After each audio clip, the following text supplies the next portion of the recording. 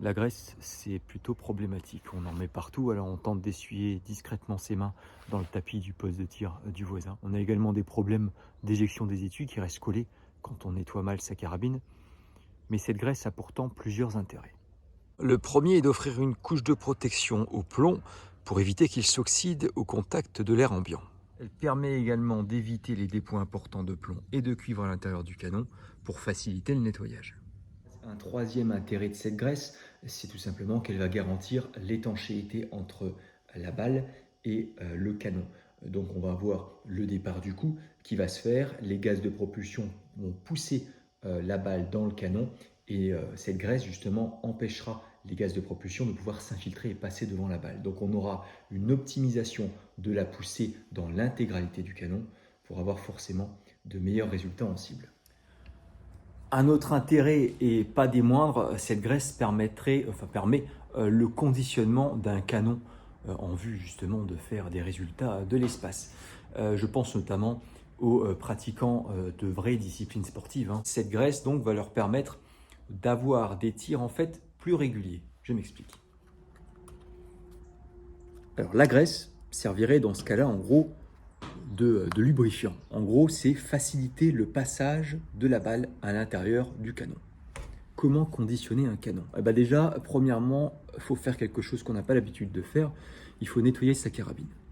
Une fois qu'on a bien nettoyé sa carabine, qu'on a laissé la surface interne vraiment nickel, sans dépôt, on va pouvoir préparer son arme. On va pouvoir commencer le conditionnement. Le conditionnement, c'est ça. En fait, ça consiste à préparer sa carabine en vue de tirer une seule munition avec la graisse de la munition. Je précise. La première cartouche qui va être tirée dans ce canon brut de décoffrage, laissé quasiment comme neuf, va en fait juste déposer un petit peu de graisse.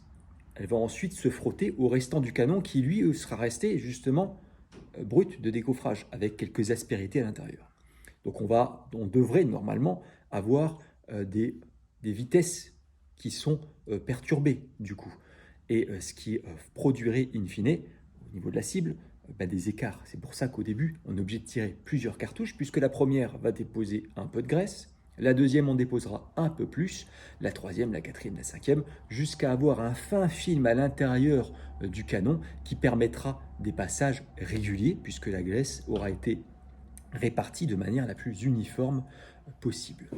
Donc ça, c'est intéressant et c'est important pour les compétiteurs. Mais nous, tireurs des bacs à sable, est-ce qu'on a besoin de se soucier de cette graisse? Est-ce qu'on a un intérêt? Est-ce qu'on verra la différence en flambant par exemple une boîte de cartouches? Est-ce qu'on arrive à se passer de ce conditionnement pour avoir quelque chose d'acceptable en cible? Est-ce qu'on peut ôter la graisse des balles pour éviter notamment tous les désagréments? Je vous propose un petit test. Je vais utiliser une seule et même boîte de cartouches pour éviter de changer de série, on ne sait jamais. Je vais donc dans un premier temps tirer 5 cartouches pour lesquelles j'aurai ôté la graisse des balles. Je précise que j'ai nettoyé mon canon donc hier soir. Je vais renettoyer le canon et je vais tirer 5 cartouches pour lesquelles j'aurai laissé la graisse du fabricant et je tirerai dans ce carton. Ensuite, je vais flamber une quinzaine de cartouches et je reviendrai en cible et je tirerai de nouveau 5 cartouches toujours avec les balles et leur graisse. On fera cet essai avec l'appui du chronographe qui nous permettra notamment de voir les variations de vitesse. Est-ce qu'on est plus rapide avec de la balle qui est dépourvue de graisse? Est-ce qu'on est plus lent avec de la balle grasse? Est-ce qu'on est plus rapide? Et notamment, est-ce qu'on va avoir ces fameuses variations à l'intérieur du canon qui va se tapisser de graisse au fur et à mesure des passages des balles? C'est parti.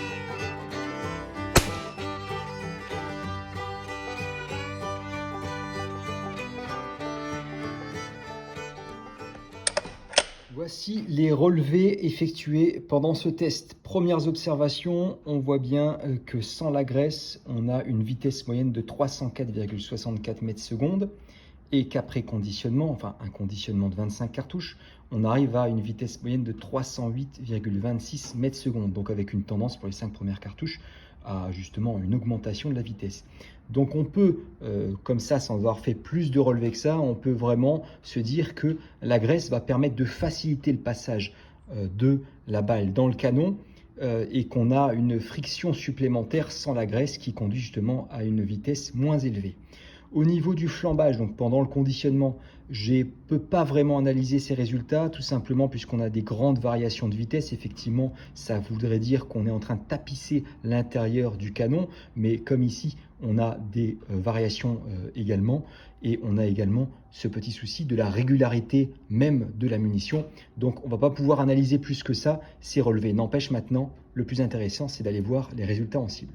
Voici le premier carton. Donc, après avoir nettoyé le canon, j'ai tiré 5 cartouches dépourvues de leur graisse. J'ai effectué un nettoyage et je suis reparti en cible. J'ai effectué donc 5 coups avec les balles qui sont avec la graisse du fabricant. Voilà ce que ça donne, hein. Il y a peut-être un petit souci de positionnement de ma part, mais n'empêche, les deux cartons, bon, hein, on voit quand même qu'il y a peut-être déjà un mieux là, et encore, non, ça s'analyse pas comme ça. N'empêche, je suis parti en but, j'ai flambé mes cartouches, histoire de conditionner le canon, et je suis revenu en cible. Et là, après un conditionnement de 20 cartouches, j'ai effectué 1, 2, 3, 4, 5 tirs. Donc c'est vraiment correct, on est à 100 mètres. Je n'ai pas un matériel de fou furieux, je ne suis pas un grand tireur, mais n'empêche, il y a bien un intérêt à tirer avec un canon conditionné. Voilà, cette vidéo touche à sa fin. J'espère qu'elle vous aura plu, qu'elle vous aura apporté quelque chose de positif, hein, quelques petites informations concernant cette graisse si vous n'étiez pas au courant. Si vous êtes tireur de compétition, pardonnez mes erreurs. Et si jamais vous avez quelque chose à rajouter, n'hésitez pas. L'espace commentaire est là pour ça. Si jamais il y a des informations intéressantes, je les prendrai pour peut-être une future vidéo, voire même vous rajouter votre commentaire dans l'espace description pour y avoir plus facilement accès. Je remercie Laurent que j'ai croisé sur le stand aux côtés de qui j'ai tiré. Voilà. Je remercie également mon président Jean-Pierre et les membres du bureau pour donner la possibilité de tirer dans une structure aussi belle et surtout de me permettre de réaliser des vidéos surtout dans cette structure. Voilà, en espérant toujours vous rappeler les bonnes pratiques ludiques et sportives au sein des structures de la Fédération française de tir. Je vous dis à très vite. Merci et surtout parlez de cette chaîne, cette formidable chaîne, le petit reporter des stands. Il y aura des QR codes que je vais distribuer dans les stands de tir. Donc vous n'aurez plus qu'à flasher ce code pour vous abonner. Je vous dis à très vite. Ciao, ciao.